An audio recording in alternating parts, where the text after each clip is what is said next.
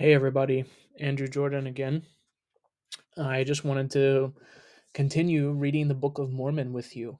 Last week I read First Nephi chapter 1. This is the second chapter of the Book of Mormon, First Nephi chapter 2. If you like the video, if you'd like to participate, leave a comment below. Let me know what you think about the Book of Mormon. If you'd like to support my channel, hit the like button and share the video and subscribe to my channel. You can find me on Facebook and Twitter, as well as read my blog at www.drajordan.com. From what I remember, we were talking about Lehi, who was a prophet and was being persecuted. So let me read the introduction here that it gives us to chapter 2. Lehi takes his family into the wilderness by the Red Sea. They leave their property. Lehi offers a sacrifice to the Lord and teaches his sons to keep the commandments. Laman and Lemuel murmur against their father. Nephi is obedient and prays in faith. The Lord speaks to him, and he is chosen to rule over his brethren. And this is supposed to take place at about 600 BCE. From what I understand, we're still in the land of Israel. We have not crossed over to the New World just yet. So I'll read a little bit and then give my reaction to it and what I'm thinking about it. Um, and I remember from the first chapter that obviously this is written in King James style. And I didn't really talk about the background to Mormonism. I'm by no means an expert in Mormonism, but I've read a little bit about it, and I know Mormons and things like that. Of course, it is a 19th century American movement, and it's interesting in that there's a number of movements that occurred in the 19th century that kind of spiritualized, I guess you could say, the American experience.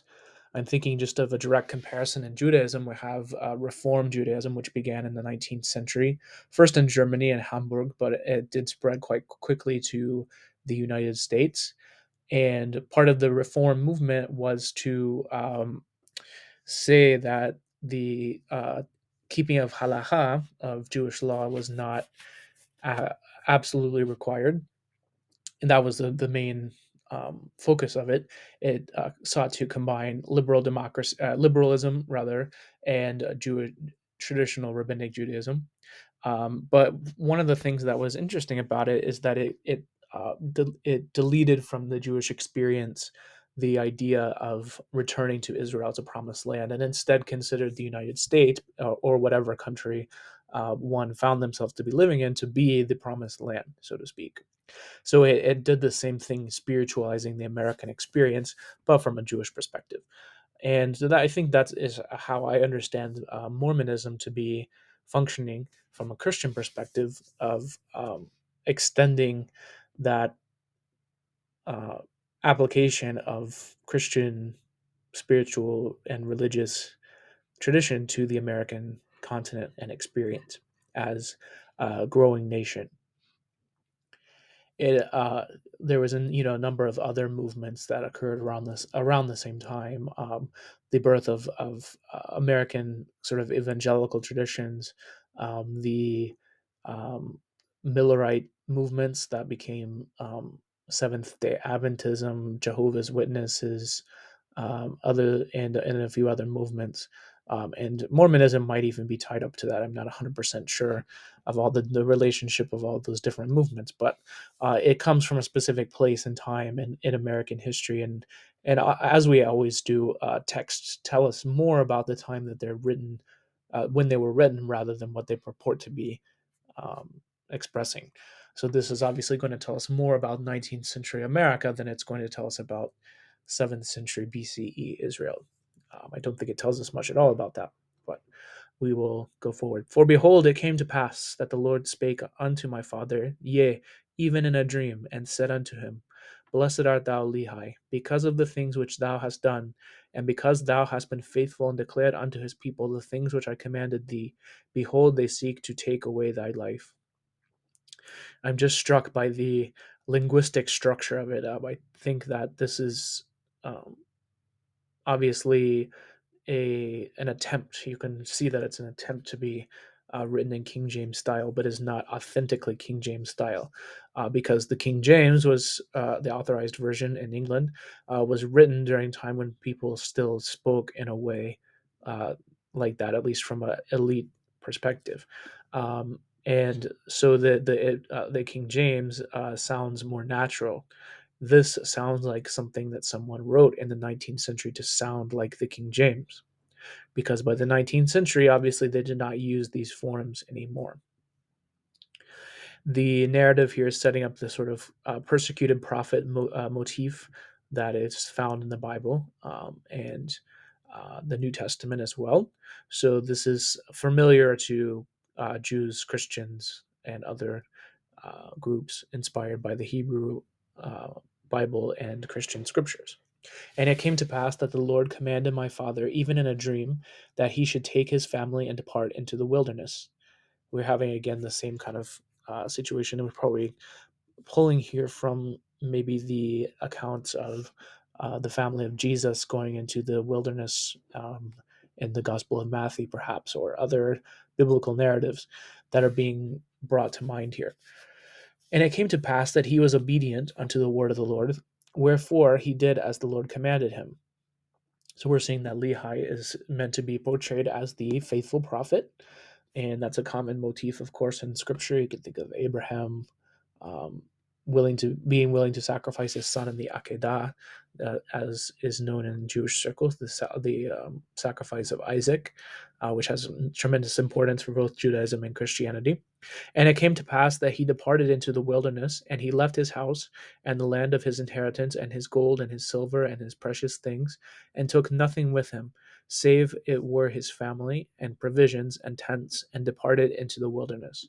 I think this is obviously drawing from the narrative of Abraham. If I was to say what it sounds like to me, that's what I would say.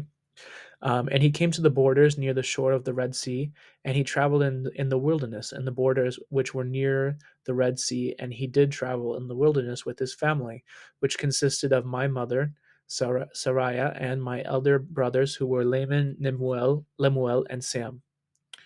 So this is from the perspective of Nephi, who is the son of Lehi, and these are his brothers.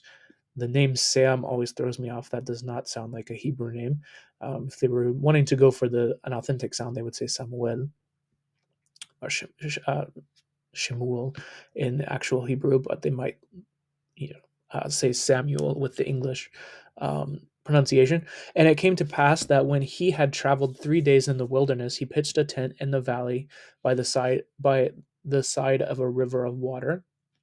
So this is going to be near the Red Sea, near Egypt. Um, and I'm just clicking on the links to see if it gives me any other information. And it came to pass that he built an altar of stones and made an offering unto the Lord, and he gave thanks unto the Lord our God. So here I think we're obviously calling up the story of Abraham, which we can see over here. They've linked to where Abraham or Abram in the story at this point builds an altar to the Lord at Bethel, Bethel, as you might say, or Bethel, Beit El in Hebrew. Um, so it's referencing that, which is what I immediately thought when I heard that part of the story. And it came to pass that he called in the name of the river Laman, and it emptied into the Red Sea, and the valley was in the borders near the mouth thereof. And when my father saw the waters of the river emptied into the fountains of the Red Sea, he spake unto Laman, saying, O that thou mightest be like unto this river, continually running into the fountain of all righteousness. And he spake unto Lemuel, O that thou mightest be like unto this valley, firm and steadfast, and immovable in the keeping of the commandments of the Lord. I'm thinking here of the moment in the Hebrew Bible where Isaac blesses his sons, the 12 tribes of Israel, from which the names of the 12 tribes of Israel are derived. I'm also wondering if there's a modern language edition of the Book of Mormon that's not written in the artificial early modern English style that we have here in the official version, as it is quite difficult to read. Now this he spake because of this stiff nakedness of Laman and Lemuel, for behold, they did murmur in many things against their father, because he was a visionary man, and had led them out of the land of Jerusalem to leave the land of their inheritance, and their gold and their silver and their precious things to perish in the wilderness. And this they said he had done because of the foolish imaginations of his heart. So we have here the rebellious son. In the Passover Seder, there's a portion where we have the four sons, and one of them is the rebellious son. So that's what I was thinking of when I read this. Um, it's good for the drama aspect of it, the narrative, to have a conflict between these family. So we have the brothers against the father, and as we read in the introduction, that Nephi is going to take the position of his father and defend him, and thus Laman and Lemuel, being the eldest, did murmur against their father, and they did murmur because they knew not the dealings of that God who had created them. So they did not understand the divine cover, so to speak, that Lehi had, being the prophet that he supposedly was, according to the text. Neither did they believe that Jerusalem, the great city, should be destroyed, according to the words of the prophets. And they were like unto the Jews who were at Jerusalem, who sought to take away the life of my father. So this is Nephi recalling that his father got in trouble in the first chapter for being a prophet, probably going off of, I believe that was Jeremiah, who had a similar issue, and many of the prophets were not accepted. And as that motif is also found in the New Testament, where it says that no prophet is accepted in his hometown.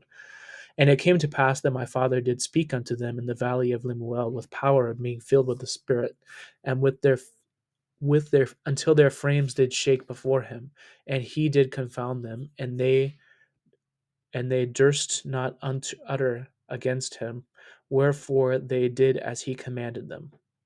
Again, the language is very hard to read, and I find myself able to read the King James Bible with some ease.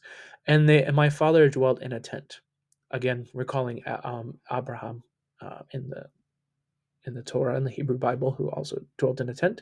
The tent word in Hebrew would be what is called sukkah, and should be over here. That he pitched his tent at Beit El, and sukkah is the word that we derive for the holiday of Sukkot, where modern Jews build temporary structures to live during a period of 7 or 8 days, depending on if you're in Israel or in the diaspora, and meant to symbolize um, the time in the wilderness in when leaving Egypt. And it came to pass that I, Nephi, being exceedingly young, nevertheless being large in stature, and also having great desires to know the mysteries of God, wherefore I did cry unto the Lord, and behold, he did visit me, and did soften my heart, that I did believe all the words which he had spoken to that which had been spoken by my father, wherefore I did not rebel against him like unto my brothers. So this is establishing Nephi, who I'm assuming is going to be a prophet since he has a book named after him. And the word mysteries of God really brings me back to the Apostle Paul, who uses that language, and I believe it's found in other parts of the New Testament, but not something that's found in the Hebrew Bible. And I spake unto Sam, making known unto him the things which the Lord had manifested unto me by his Holy Spirit. And it came to pass that he believed in my words. So we have Sam and Nephi versus Lemuel and Laman, I believe is the other one's name. But behold, Laman and Lemuel would not hearken unto my words, and being grieved because of the hardness of their hearts, I cried unto the Lord for them. And it came to pass that the Lord spake unto me, saying, Blessed art thou, Nephi, because of thy faith, for thou hast sought me diligently and with lowliness of heart. The language of blessed art thou comes from the Jewish formulation of blessings used for ritual purposes. And I believe that if I'm not mistaken, that Mormonism had the belief that the Native Americans are going to come from the Lamanites, I believe, and there's a curse that came from that. I'll have to look into that for the next video. Um, But so we have Nephi and Sam versus Laman and Lemuel. And inasmuch as ye shall keep my commandments, and ye shall prosper, and shall be led to a land of promise, yea, even a land which I have prepared for you, yea, a land which is choice above all other lands. And inasmuch as thy brethren shall rebel against thee, they shall be cut off from the presence of the Lord. And inasmuch as thou shalt keep my commandments, thou shalt be made a ruler and teacher over thy brethren. For behold, in that day they shall rebel against me. I will curse them even with a sore curse, and they shall have no power over thy seed, except they shall rebel against me also. And if it be so that, and if it be so and if it so be that they rebel against me, they shall be a scourge unto thy seed, to stir them up in the ways of remembrance. So here we have the promise of the land of promise, which is, of course, going to be America in the Mormon belief. Um, and this is what I was talking about earlier, how the beliefs of uh, 19th century Americans about the destiny that they had as a young nation is being put into this religious text and using the language that was used to describe, obviously, the land of Canaan and the land of Israel in the Hebrew Bible is now applied to America. So this is the Book of Mormon, chapter 2. First Nephi chapter 2, we have the characters of Lehi, the prophet, and his sons Nephi and Sam, who believe him, and Lemuel and Laman, who don't believe him. And they are promised the land of America. So if you liked this content, you can like the video and share the video and subscribe to my channel. And I'll look forward to continue to read the Book of Mormon with you next week. Have a great week, everyone.